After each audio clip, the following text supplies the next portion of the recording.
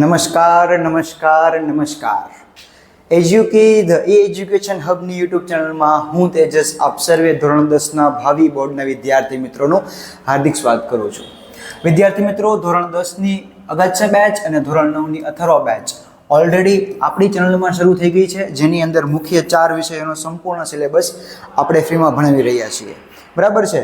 અને ઉપરાંત ઘણા બધા ફીચર્સ છે કે જેમ કે ડેઇલી વિડીયો અપલોડ થવા જઈ રહ્યા હોય છે, ત્યાર પછી વિષય પ્રમાણેના શિક્ષકો તમને લોકોને ભણાવે છે, અનુભવી શિક્ષકો ભણાવે છે, ટોપિક પ્રમાણે ડેઇલી આપણે વિડીયો અપલોડ કરીએ છીએ, ટોપિકની સમજૂતીની પીડીએફ તમને મળતી હોય છે, લાઈવ વિડીયો દ્વારા સમજૂતી આપીએ છીએ. તો ઘણા બધા ફીચર્સ સાથે અમે જે તમારી સમક્ષ યુટ્યુબના માધ્યમથી હાજર થયા છીએ. તો વધુને વધુ વિદ્યાર્થીઓ લાભ લે એ માટે આપ સૌ આ બધા વિષયોનું સંપૂર્ણ જ્ઞાન તમે તો લો જ છો, તમારા મિત્રોને પણ શેર કરો, જેથી કરીને એમને પણ સરસ મજાનો આ લાહો મળે. વિદ્યાર્થી મિત્રો, આજે આપણે ધોરણ 10નું ચેપ્ટર 13 આંકડાશાસ્ત્ર શરૂ કરવા જઈ રહ્યા છીએ. જ્યારે આ ચેનલમાં અમે વિડીયો મૂકવાની શરૂઆત કરી હતી તે સમયે સૌથી પહેલાં એક ઇન્ટ્રોડક્શન ઓફ મેથેમેટિક્સ સબ્જેક્ટનો વિડીયો મેં અપલોડ કરેલો હતો. એ વિડીયોમાં મેં તમને એવું સમજાવેલું કે જે તે સમયે જે ચેપ્ટર શરૂ થશે એ સમયે હું તમને એની ગુણભાર અને બ્લુપ્રિન્ટ આપતો રહીશ. તો આજે આ ચેપ્ટરની શરૂઆત મારે તમને લોકોને ગુણભાર અને તેના બ્લુપ્રિન્ટથી કરવી છે. તો આ ચેપ્ટર આંકડાશાસ્ત્ર જે છે, અંગ્રેજીમાં આપણે સ્ટેટિસ્ટિક્સ કહીએ છીએ, તો એ બેઝિકમાં કેટલા માર્કનું પૂછાવાનું છે અને સ્ટાન્ડર્ડમાં કેટલા માર્કનું પૂછાવાનું છે એ થોડીક મારે ચર્ચા કરવી છે. તો એ ચર્ચા શરૂ કરવામાં બેઝિકની અંદર ચેપ્ટર જે છે એ 16 માર્કનું આવવાનું છે. 7 પ્રશ્ન પૂછાશે અને 16 માર્ક. આ બ્લુપ્રિન્ટ, જો આ ગુણભાર છે ફિક્સ છે કે એ 16 માર્કનો જ આવવાનું છે, સ્ટાન્ડર્ડમાં 10 માર્કનું જ આવવાનું છે, પણ બ્લુપ્રિન્ટ આ જ હશે એની હું કોઈ ગેરંટી નથી આપતો. હા, 99% કેસમાં આ બ્લુપ્રિન્ટ પૂછાશે, પણ અલગ પ્રશ્નપત્ર માટે કોઈ અલગ બ્લુપ્રિન્ટ હોઈ શકે છે, પણ પૂછાશે 16 માર્કનું એ ફાઇનલ છે બેઝિકની અંદર, અને સ્ટાન્ડર્ડની અંદર 10 માર્કનું પૂછાશે આ ચેપ્ટરની, એ ફાઇનલ છે. બેઝિકની અંદર જોવા જઈએ તો સેક્શન એમાં 3 પ્રશ્નના 3 માર્ક હોઈ શકે. બી વિભાગની અંદર 1 પ્રશ્ન પૂછાય એટલે 2 માર્ક તમને મળે. સી વિભાગની અંદર 1 પ્રશ્ન પૂછાય એટલે તમને તેના 3 માર્ક મળશે, અને ડી વિભાગની અંદર 2 પ્રશ્ન એટલે કુલ 8 માર્ક. મતલબ 7 સવાલ થઈને 16 માર્કનું ચેપ્ટર બેઝિક વાળા માટે પૂછાવા જઈ રહ્યું છે. અહીંયા વિદ્યાર્થી મિત્રો, આ ચેપ્ટરનો જેકપોટ છે. શું જેકપોટ? કે અહીંયા સેક્શન ડીમાં 2 દાખલા પૂછાય છે. કુલ લખવાના 5 હોય, 8 પ્રશ્નમાંથી 5 લખવાના હોય, તો એ 5માંથી 2 પ્રશ્ન તો આ ચેપ્ટરના હશે. અને આ ચેપ્ટર એટલું ઇઝી છે કે સેક્શન ડીમાં તમે 8માંથી 8, સેક્શન સીમાં તમે 3માંથી 3, સેક્શન ડીમાં તમે 2માંથી 2 અને સેક્શન એમાં તમે 3માંથી 3 આરામથી કવર કરી શકશો. જરૂર શું છે? ફક્ત મારા લેક્ચર જોવાની. જો આ લેક્ચર બધા જે ચેપ્ટર 13ના જે આવે છે બધા તમે કન્ટિન્યુ જોઈ નાખ્યા એટલે આ 16માંથી 16 માર્ક લાવતા તમને કોઈ રોકી શકશે નહીં. બરાબર છે. તો આ બેઝિકની વાત કરીએ આપણે, જે કાંઈ પણ વાત કરીએ. સ્ટાન્ડર્ડની પણ આપણે વાત કરીએ તો સ્ટાન્ડર્ડની અંદર સેક્શન એમાં 2 પ્રશ્ન પૂછાવાના છે 2 માર્ક માટે, સેક્શન બીની અંદર 2 પ્રશ્ન 2 માર્કના કુલ 4 માર્કનું, અને સેક્શન ડીમાં 1 પ્રશ્ન પૂછાવાનો છે 4 માર્કનો. એમ કુલ 5 પ્રશ્ન થઈને 10 માર્કના પ્રશ્ન તમને સ્ટાન્ડર્ડના પેપરની અંદર જોવા મળશે. બરાબર છે વિદ્યાર્થી મિત્રો. તો ચેપ્ટરની આગળ શરૂઆત કરીએ. શરૂઆત કરતાં પહેલાં જો આગળના વિડીયો તમે નથી જોયા તો નીચે ડિસ્ક્રિપ્શનની અંદર સરસ મજાની એક મેથેમેટિક્સ વિષયનું પ્લેલિસ્ટની લિંક આપેલી છે. જે તમે ખોલશો એટલે તમને તમામ પ્લેલિસ્ટ તમને જોવા મળશે, અને તમામ વિષયના વિડીયો તમને બધા ચેપ્ટરના ત્યાં અવેલેબલ થશે. તો મારે વાત કરવી છે પ્રસ્તાવનાથી આ ચેપ્ટરમાં. પહેલો જ સવાલ મારે તમારી સમક્ષ મૂકવો છે એ છે માહિતી એટલે શું? તમે ઘણી બધી જગ્યાએથી માહિતી મેળવો છો, માહિતી શબ્દથી તમે ઘણા બધા પરિચિત છો, પણ એકચ્યુઅલીમાં માહિતીની વ્યાખ્યા આપણે જો ગણિતની ભાષામાં આપવી હોય તો આપણે કઈ રીતે આપી શકીએ? તો સાંભળજો, હું તમને માહિતીની વ્યાખ્યા આપું છું કે માહિતી એટલે વ્યક્તિ દ્વારા એકત્રિત કરવામાં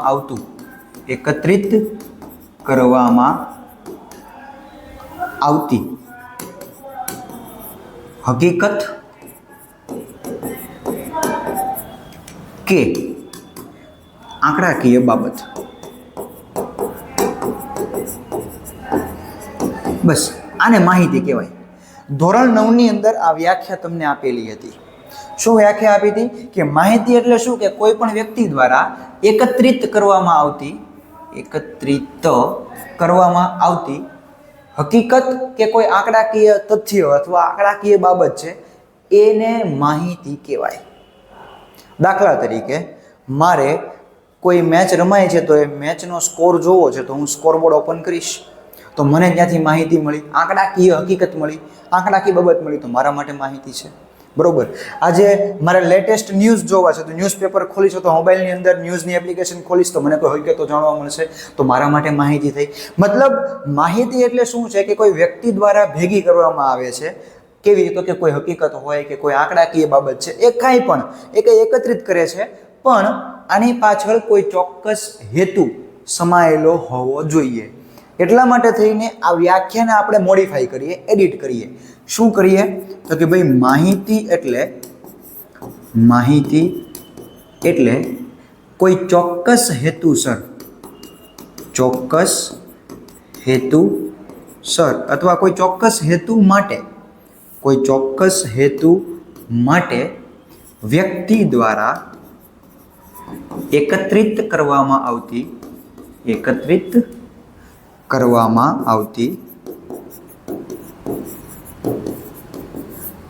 હકીકત કે આંકડાકીય બાબત. સમજાણું? એટલે આ વ્યાખ્યા મેં જે ઉપર લખી હતી કેવી હતી? અધૂરી હતી. એને સંપૂર્ણ બનાવવા માટે શું કરવું પડશે? કોઈ ચોક્કસ હેતુ, એ વ્યક્તિ જે હકીકત કે આંકડાકીય બાબતને મેળવે છે એની પાછળ એનો કોઈ ચોક્કસ હેતુ હોવો જોઈએ. દાખલા તરીકે તમારી સ્કૂલની અંદર તમારા વર્ગ શિક્ષક જે છે એ વર્ગ શિક્ષક તમારી દરરોજ હાજરી પૂરે છે તો એનો કોઈ હેતુ છે. શું કે કેટલા વિદ્યાર્થીઓ ક્લાસની અંદર હાજર છે અને કેટલા વિદ્યાર્થીઓ ગેરહાજર છે. તો આ હેતુને સિદ્ધ કરવા માટે એ તમારી હાજરીની માહિતી લે છે. બરાબર છે.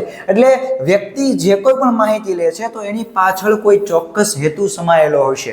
મતલબ માહિતીને આપણે જો ગણિતની ભાષામાં વ્યાખ્યાયિત કરવું હોય તો મારે આપવું પડે કે માહિતી એટલે કે કોઈ ચોક્કસ હેતુ માટે વ્યક્તિ દ્વારા એકત્રિત કરવામાં આવતી હકીકત કે આંકડાકીય બાબત. વિદ્યાર્થી મિત્રો, આ વ્યાખ્યા તમને કોઈ પૂછવાની નથી, પણ જો તમારે સારી રીતે અભ્યાસ કરવો છે ચેપ્ટરનો તો માહિતી વિશે તમને વ્યાખ્યા આવડતી હોવી જોઈએ. બરાબર છે. વાત કરવી છે આગળ માહિતીના પ્રકારો વિશે. આ ટેક્સ્ટબુકમાં તમને કદાચ મળે તે ન મળે, પણ મેં તમને ક્યાંકથી ગોતીને આપ્યું છે. માહિતીના પ્રકારો, ટાઈપ્સ ઓફ ડેટા. એક પ્રકાર આવે પ્રાથમિક માહિતી. કેવી આવે? પ્રાથમિક માહિતી. અને બીજી આવે ગૌણ માહિતી. શું આવે? ગૌણ માહિતી. આ માહિતીના બે પ્રકારો છે, પ્રાથમિક માહિતી અને ગૌણ માહિતી. તો પ્રાથમિક માહિતી કોને કહેવાય? કે વ્યક્તિ જાતે જે માહિતી મેળવે એ મળેલી માહિતીને શું કહેવાય? પ્રાથમિક માહિતી કહેવાય. શું કહીએ છીએ? વ્યક્તિ જાતે જે માહિતી મેળવે તેને શું કહેવાય? પ્રાથમિક માહિતી કહેવાય. પ્રાથમિક માહિતી કહેવાય. બીજી મારે વાત કરવી છે ગૌણ માહિતીની. તો ગૌણ માહિતી શું કહેવાય? કે પહેલેથી જ એકત્રિત કરવામાં આવેલી માહિતીમાંથી જો કોઈ વ્યક્તિ માહિતી મેળવે છે. હું બંનેના ઉદાહરણ આપું તો તમને બહુ મસ્ત સ્પષ્ટ થઈ જશે કે પહેલેથી જ એકત્રિત કરવામાં આવેલી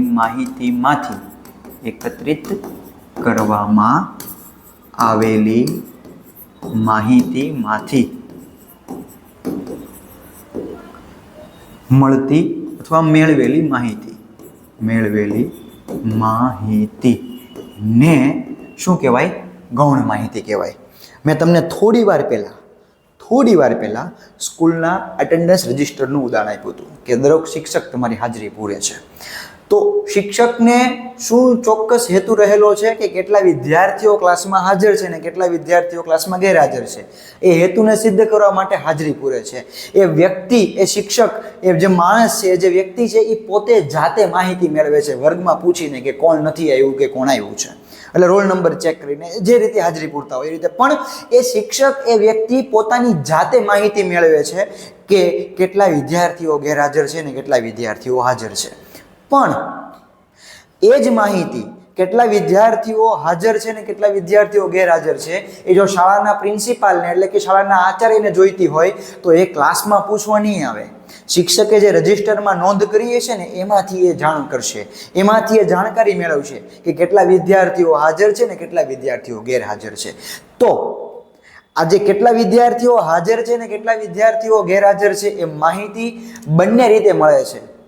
કઈ રીતે? કોકના માટે પ્રાથમિક છે, કોકના માટે ગૌણ છે. પ્રાથમિક કોના માટે? કે જે જાતે જઈને મેળવે છે, એટલે કે વર્ગ શિક્ષક જે હાજરી ક્લાસની અંદર પૂરે છે એના માટે એ માહિતી હશે પ્રાથમિક માહિતી. અને જે આચાર્ય જે કેટલા ગેરહાજર છે ને કેટલા હાજર છે એ મેળવે છે, જે શિક્ષકે પહેલેથી માહિતી મેળવી લીધી છે એમાંથી એ પ્રાપ્ત કરે છે. મતલબ એ જ માહિતી કઈ કે કેટલા વિદ્યાર્થીઓ હાજર છે ને કેટલા ગેરહાજર છે એ પ્રિન્સિપાલ માટે આચાર્ય માટે ગૌણ માહિતી થશે. ક્લિયર છે આ વાત? આગળ વાત કરીએ. આગળનો ટોપિક આવે છે માહિતીનું વર્ગીકરણ. આ જે માહિતી છે ને મેં તમને પહેલા અહીંયા એના પ્રકારો ભણાવ્યા. ક્લિયર રાખજો આ ટોપિક. અહીંયા મેં તમને માહિતીના પ્રકારો ભણાવ્યા. અહીંયા આગળ હું તમને ભણાવું છું માહિતીનું વર્ગીકરણ. એને ક્લાસિફાઈ કરવું હોય અને વર્ગીકરણ કરવું છે તો કઈ રીતે કરી શકાય? તો કે ભાઈ બે પાર્ટમાં કરી શકીએ. એક વર્ગીકૃત માહિતી અને એક અવર્ગીકૃત માહિતી. માહિતીના બે પ્રકારમાં વર્ગીકરણ કરી શકીએ, અવર્ગીકૃત માહિતી અને વર્ગીકૃત માહિતી. તો આપણે એક એક મુદ્દા ઉપર ચર્ચા કરીએ. કોને કેવા પ્રકારની માહિતી કોને કેવા પ્રકારની માહિતીમાં વર્ગીકરણ કરી શકીએ છીએ. તો અવર્ગીકૃત માહિતી ધોરણ 9 ની અંદર જે તમે આંકડાશાસ્ત્ર ચેપ્ટર ભણ્યા છો એની અંદર તમે લોકો ડેટા આપ્યો હોય, એ ડેટા ઉપર તમે કોષ્ટક બનાવતા શીખ્યા હતા, અથવા ધોરણ 9માં તમે ના શીખ્યા હોય, ધોરણ 7 ની અંદર આવતું, ધોરણ 6 ની અંદર આવતું. શું આવતું? તમને ઘણો બધો ડેટા આપ્યો. દાખલા તરીકે 5, 6, 1, 2, 3, 5, 6, 7, 8, 15, 13 વગેરે વગેરે. તમને બધું આમ આડાવાળા આંકડા આપ્યા હોય, આડીવળી માહિતી આપી હોય બધી, બરાબર. અને તમે એને શું કરતા? સરસ મજાના આવૃત્તિ વિતરણ કોષ્ટકમાં તૈયાર કરતા. અહીંયા તમે એને વર્ગ બનાવતા, અહીંયા એનું આવૃત્તિ ચિહ્ન લખતા. આવતો ને આવૃત્તિ ચિહ્ન તમે દોરતા 1, 2, 3, 4, 5 કરતા ને. પછી એની આવૃત્તિ લખતા, તો કે ભાઈ આમાં 5 છે એટલે આ 5. તો આ સરસ મજાનું તમે કોષ્ટક બનાવ્યું. મતલબ આનું તમે વર્ગીકરણ કર્યું. વર્ગીકરણ કર્યું એટલે આ માહિતી કેવી થઈ ગઈ? વર્ગીકૃત માહિતી કહેવાય. તો તમને જે આપી હતી કેવી હતી? અવર્ગીકૃત માહિતી આપી હતી. કેવી આપી હતી? અવર્ગીકૃત માહિતી. એટલે આ પ્રકાર જે પાડ્યા આપણે કેવા કીધા? અવર્ગીકૃત માહિતીમાં. તો કે તમને કોષ્ટક સ્વરૂપે નહીં, તમને ડેટા બધો બસ આંકડાકીય માહિતી તો હકીકત છે તમને લખીને આપી દીધી છે, કોષ્ટક સ્વરૂપે આપ્યું હશે નહીં. મતલબ આવી પ્રકારની જે માહિતી છે કે જે કોષ્ટક સ્વરૂપે નથી આપેલી હોતી એને શું કહેવાય? અવર્ગીકૃત માહિતી કહેવાય. પણ આપણું ફોકસ સંપૂર્ણપણે ક્યાં છે આજે? વર્ગીકૃત માહિતીમાં. આજે નહીં, આ ચેપ્ટરમાં આપણે ફક્ત અને ફક્ત વર્ગીકૃત માહિતી માટે જ ચર્ચા કરવાની છે. બરાબર છે? આ ચેપ્ટર વર્ગીકૃત માહિતી માટે જ બનાવેલું છે. તો અવર્ગીકૃતના પ્રશ્ન બોર્ડમાં પૂછાય છે, તો એ કેમ કરવા એ આ ચેપ્ટર પૂરું થશે પછી હું તમને સમજાવીશ. પણ આપણું ફોકસ સંપૂર્ણપણે આ ચેપ્ટરમાં વર્ગીકૃત માહિતી માટે જ છે. આ યાદ રાખજો. બરાબર? તો વર્ગીકૃત માહિતીને તમે જોવા જાઓ તો સરસ મજાના ટેબલ સ્વરૂપે આપી હોય, બરાબર ને? ટેબલ સ્વરૂપે આપી હોય. એમાં તમને લોકોને અહીંયા આપ્યા હશે વર્ગ, અહીંયા આપી છે આવૃત્તિ. શું આપી છે? આવૃત્તિ. આ ખાનું ખાલી હશે, આપણે કાઢી નાખીએ, એની જરૂર નથી અત્યારે, ટેમ્પરરી. બરાબર છે? તો અહીંયા આગળ તમને વર્ગ આપ્યા હશે. વર્ગ કેવા? તો કે ભાઈ 5 થી 10, 10 થી 15, 15 થી 20, 20 થી 25. આવા તમને વર્ગ આપ્યા હશે, ક્રાઇટેરિયા આપ્યા હશે. આને અંગ્રેજીમાં કેવું હોય તો કેવું? ક્લાસ. શું કહેવાય? ક્લાસ. તમને વર્ગ આપ્યા હશે. આ બધા વર્ગને તમે જુઓ, વર્ગ છે ને 2 આંકડાઓથી બનેલો છે. એક ડાબી બાજુ આંકડો છે ને એક જમણી બાજુ આંકડો છે. હું આ વર્ગને થોડોક ઝૂમ કરું છું. શું કરું છું? મેં લખ્યો 5 થી 10 નો વર્ગ. સાંભળજો, આજનો લેક્ચર તમારા આ ચેપ્ટર માટેનો ખૂબ જ મહત્વનો લેક્ચર છે. આ માહિતી પછી હું આવતા લેક્ચરમાં નહીં આપું, કારણ કે આપણે દાખલાઓ જ ગણવાના છે, બીજું કશું કરવાનું નથી. એટલે જે કાંઈ પણ છે એ આજે જ છે, આગળ કાંઈ નથી. આગળ ફક્ત દાખલા છે. એટલે સંપૂર્ણ થિયરી આજે આપણે આ ચેપ્ટરની આ જ લેક્ચરમાં ભણવાની છે. તો મારે તમને વાત કરવી છે, આ વર્ગીકૃત માહિતીનો મેં એક વર્ગ લીધો. આવા ઘણા બધા વર્ગો તમને વર્ગીકૃત માહિતીમાં દેખાય છે. તો આ વર્ગમાં જે પહેલો આંકડો છે એને આપણે કહેવાય વર્ગની અધઃસીમા. શું કહેવાય? વર્ગની અધઃસીમા. અંગ્રેજીમાં કેવું હોય તો lower control limit. Lower control limit એટલે ઘણા લોકો એને અંગ્રેજીમાં LCL પણ કહે છે. શું કહેવાય? LCL, lower control limit. જે બીજો આંકડો છે એને કહેવાય ઉર્ધ્વ સીમા. શું કહેવાય? ઉર્ધ્વ સીમા. એટલે અંગ્રેજીમાં એને કેવું હોય તો કહેવાય અપર કંટ્રોલ લિમિટ. શું કહેવાય? Upper control limit. અંગ્રેજીમાં ટૂંકમાં લખવું એટલે લખાય UCL. શું લખાય? UCL. મતલબ આ જે વર્ગ છે એ વર્ગનો જે પ્રથમ આંકડો છે એને કહેવાય વર્ગની અધઃસીમા અને બીજો આંકડો છે એને કહેવાય વર્ગની ઉર્ધ્વ સીમા. ચલો, એટલું ક્લિયર છે? કમ્પ્લીટ છે? Okay, done. આગળ વધીએ. વર્ગીકૃત માહિતી છે ને, વર્ગીકૃત માહિતી એ પણ બે પ્રકારે દર્શાવી શકાય. કેવા પ્રકારે? બે પ્રકારે. એક આવે સતત માહિતી અને એક આવે અસતત માહિતી. વિદ્યાર્થી મિત્રો, હજી કહું છું, આ થિયરી બહુ કામની છે. આ નહીં આવડે તો આગળના દાખલાઓ કરવામાં તમને મુશ્કેલી પડી શકે છે. હું એમ નથી કહેતો કે તમને આગળના દાખલા નહીં આવડે, પણ જો તમે આ થિયરી નહીં કરી હોય તો તમને કદાચ કોઈ જગ્યાએ ડાઉટ રહેશે કે આવું શું કામ સર કરે છે. તો સર એ ત્યારે શું કરશે એની માહિતી અત્યારે આપી રહ્યા છે. સમજો, આપણે ભણી રહ્યા છીએ વર્ગીકૃત માહિતીના પ્રકારો. માહિતીના બે પ્રકારો જોયા હતા, પ્રાથમિક અને ગૌણ. પછી માહિતીને દર્શાવવાની બે રીત જોઈ હતી, એક વર્ગીકૃત માહિતી અને એક અવર્ગીકૃત માહિતી. પણ વર્ગીકૃત માહિતીને બે પ્રકારે દર્શાવી શકાય, એક આવે સતત માહિતી અને એક આવે અસતત માહિતી. ચલો, ક્લિયર છે એટલું? તો આ બંનેમાં શું ફેર છે આપણે જોઈએ. હવે જોજો, હું પેલા છે ને ઉદાહરણ લખી નાખું, તમે જોતા જ તો સમજી જાઓ કે આ હું કામ આવું કરીએ છીએ. જો અહીંયા હું લખું 10 થી 15, 15 થી 20, 20 થી 25, 25 થી 30. આ સતત માહિતી છે. પણ જોજો હો, હવે તમને હું કહું છું, તમને તરત જ ખબર પડી જશે કે આ બધી માહિતીઓમાં શું ફેર છે. કંઈ ફેર દેખાય છે આ બંને ડેટામાં? જુઓ તો, હું વચ્ચે આવી જાઉં, તમને હરખું દેખાય? ચાલો, કદાચ દેખાતું હશે. આ બાજુ છે સતત માહિતી, આ બાજુ છે અસતત માહિતી. આ બંનેમાં કંઈક ફેર છે. શું ફેર છે જુઓ તો. કોઈ પણ વર્ગની અધઃસીમા ચેક કરો. અહીંયા છે અધઃસીમા અને એની આગળના વર્ગની ઉર્ધ્વ સીમા ચેક કરો. જુઓ તો છે કેવી છે? સરખી છે. અહીંયા આ વર્ગની અધઃસીમા અને આ વર્ગની ઉર્ધ્વ સીમા કેવી છે? અલગ અલગ છે. જુઓ, ચેક કરો.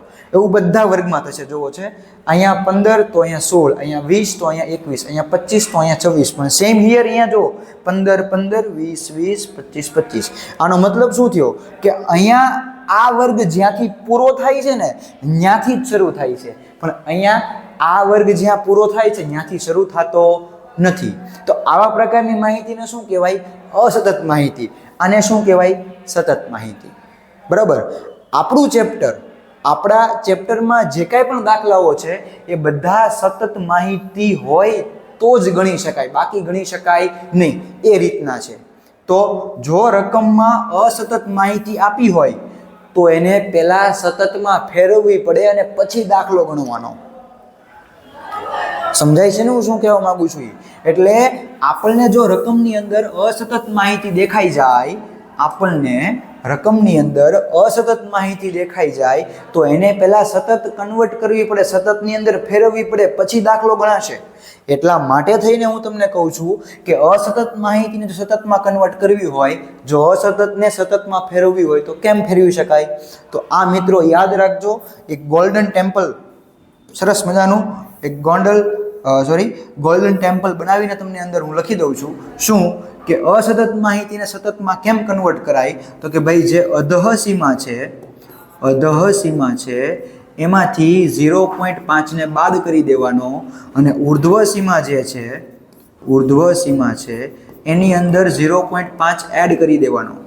એટલે તમારી જે માહિતી છે એ શું થઈ જશે? સતતમાં કન્વર્ટ થઈ જશે. તમે ચેક કરો, આ જેટલી પણ શું કહેવાય અધઃ સીમાઓ છે એ અધઃ સીમામાંથી હું શું બાદ કરીશ? 0.5 ને બાદ કરી દઈશ. અને જેટલી પણ ઉર્ધ્વ સીમા છે એને હું શું કરીશ? એમાં 0.5 એડ કરી દઈશ. મતલબ હવે જે માહિતી બનશે મારી બાજુમાં એ કેવી બનશે? સતત બનશે. જુઓ, આ 10માંથી 0.5 બાદ કરું એટલે કેટલો આવે? 9.5. જ્યારે ઉર્ધ્વ સીમામાં 0.5 ઉમેરું એટલે કેટલો થઈ જાય? 15.5. આ 16માંથી હું 0.5 બાદ કરું એટલે કેટલો આવશે?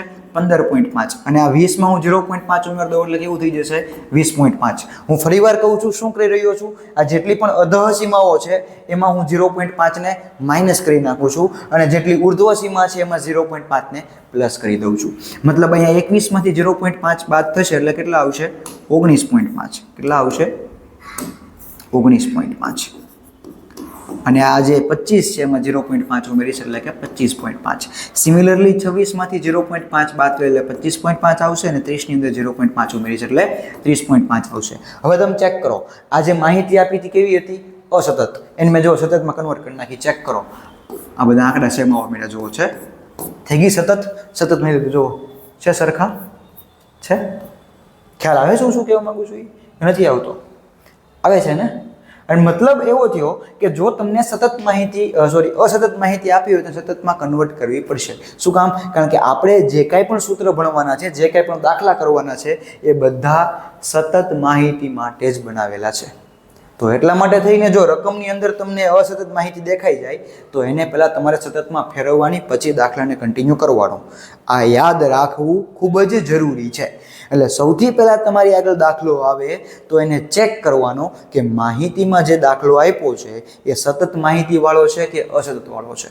જો સતત હોય તો આપણે ગણવાનું શરૂ કરી દેવાનું છે, પણ જો અસતત હોય તો એને પહેલાં સતતમાં કન્વર્ટ કરવાનો, પછી ગણવાનું શરૂ કરવાનું થાય છે.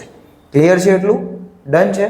ચાલો, આ મધ્યવર્તી સ્થિતિમાનના માપો. મધ્યવર્તી સ્થિતિમાનના માપો એટલે કે જે આપણે એકચ્યુઅલી આ ચેપ્ટરમાં ગણવાનું છે. આપણી પાસે 3 અલગ અલગ મધ્યવર્તી સ્થિતિમાનના માપો છે. કયા કયા છે? એક છે મધ્યક, અંગ્રેજીમાં એને કહેવાય મીન, અને એને દર્શાવવાની રીત છે એટલે એને દર્શાવાય છે x બાર વડે. બરાબર છે? બીજો મધ્ય સ્થિતિમાનનું માપ છે મધ્યસ્થ. શું છે? મધ્યસ્થ. અંગ્રેજીમાં એને કહેવાય મીડિયન. શું કહેવાય? મીડિયન. દર્શાવાય છે કેપિટલ M વડે. અને ત્રીજું છે બહુલક. શું છે? બહુલક. એને કહેવાય મોડ, અને એને બતાવાય છે કેપિટલ Z વડે. બરાબર છે વિદ્યાર્થી મિત્રો? તો આ 3 અલગ અલગ તમને મેં દર્શાવ્યા મધ્યવર્તી સ્થિતિમાનના માપો. આ 3 જે છે એ મધ્યવર્તી સ્થિતિમાનના માપો છે. અંગ્રેજીમાં કેવું હોય તો મેઝર્સ ઓફ સેન્ટ્રલ ટેન્ડન્સી.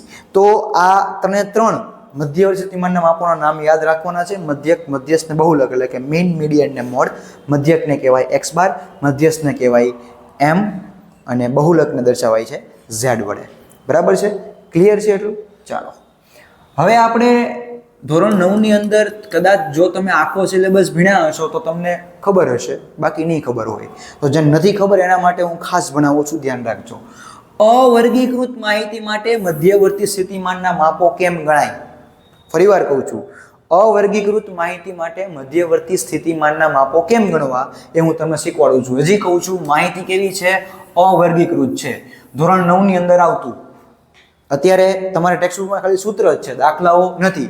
તેમ છતાં બોર્ડની પરીક્ષામાં આના દાખલાઓ પૂછાય છે, તો એ સોલ્વ કરવામાં ઇઝી રહે એટલા માટે હું તમને લખાવું છું. તો અવર્ગીકૃત માહિતી માટે પહેલો આપણે મેળવીએ મધ્યક.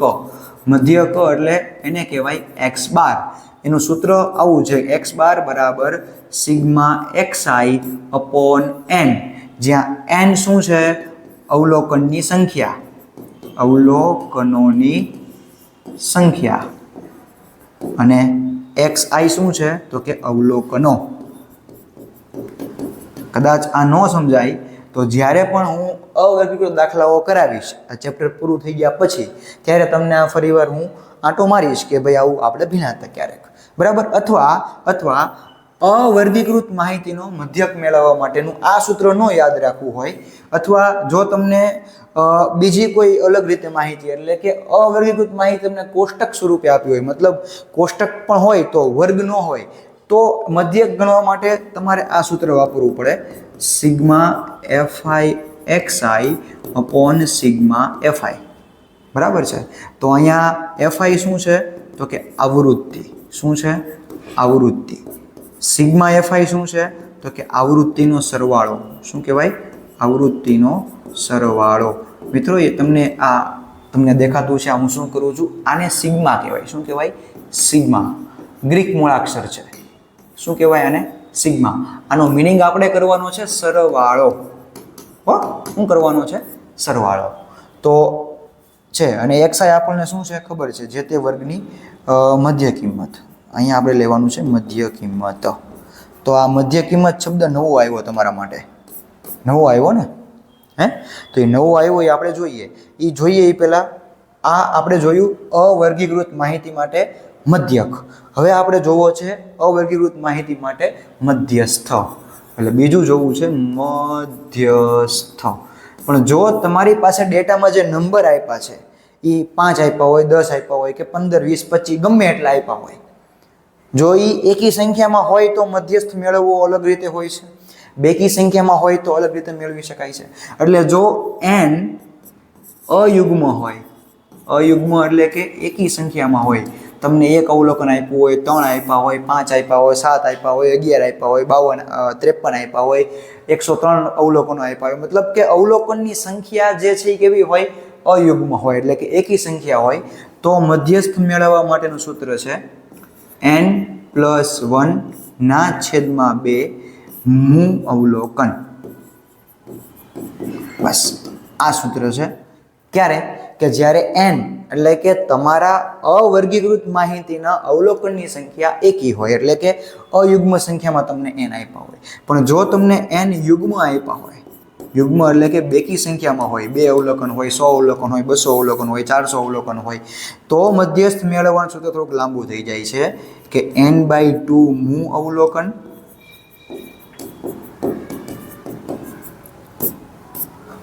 વત્તા n/2 + 1 મૂ અવલોકન,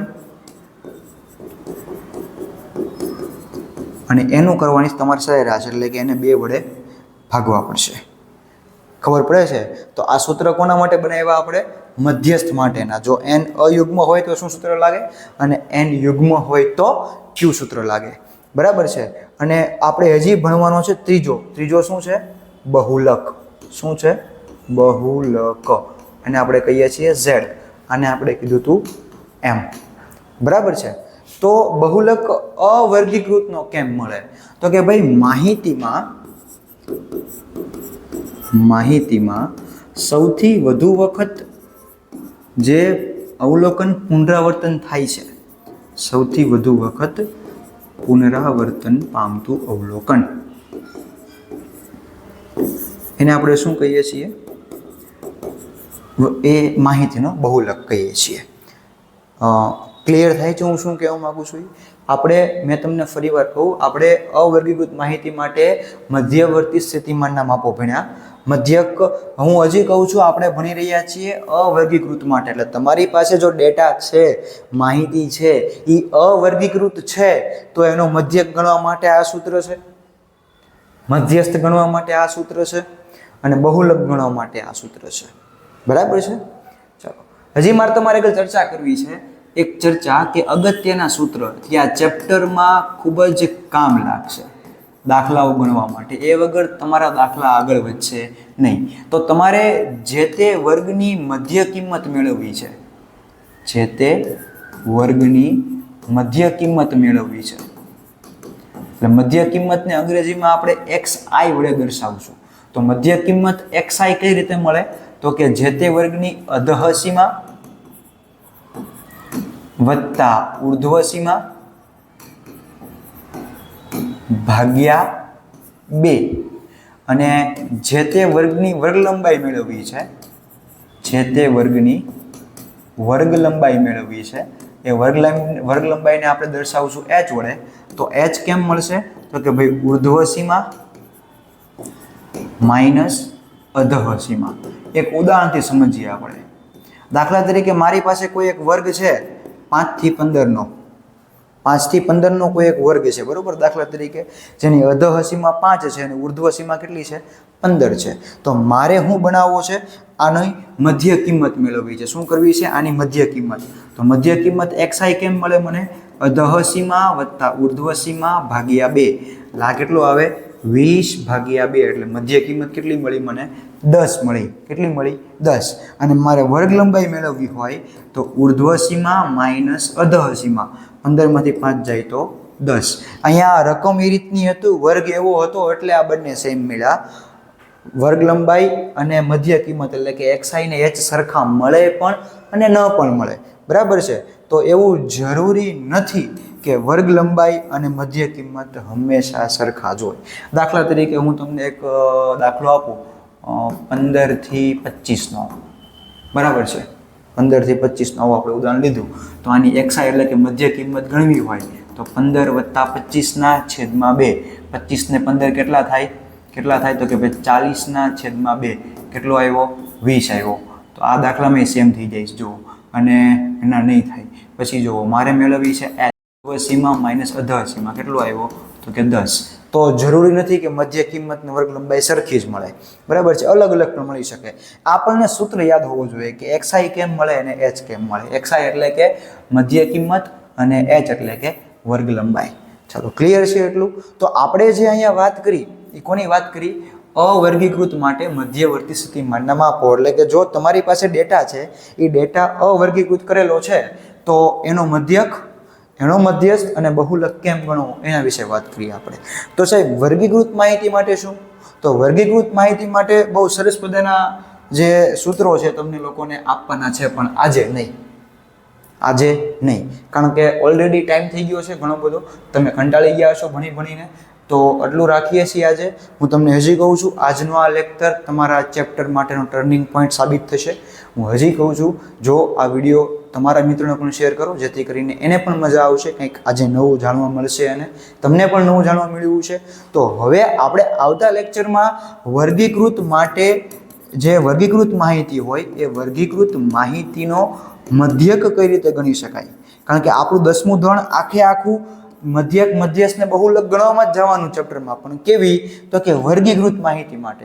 અવર્ગીકૃત માટે અમે સૂત્રો લખાવ્યા છે, નો ડાઉટ, બોર્ડમાં પૂછાય છે, પણ આપણે ક્યારે કરશું? એને છેલ્લે કરશું, બરાબર છે. તો એટલું રાખીએ છીએ. તમને આ વિડીયો ગમ્યો હોય તો પહેલાં લાઇક કરો, તમારા મિત્રોને શેર કરો અને સબસ્ક્રાઈબ કરવાનું ભૂલતા નહીં.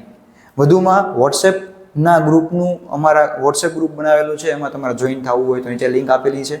તમામ વિષયનું પ્લેલિસ્ટ લિંક આપેલી છે, બરાબર છે. તો એમાં તમે જોઈન થાવ ને ફટાફટ આગળના વિડીયો તમે જુઓ તો તમને બહુ મજા આવશે ભણવાની. તો ત્યાં સુધી આવજો. ધન્યવાદ. જય હિન્દ, જય ભારત.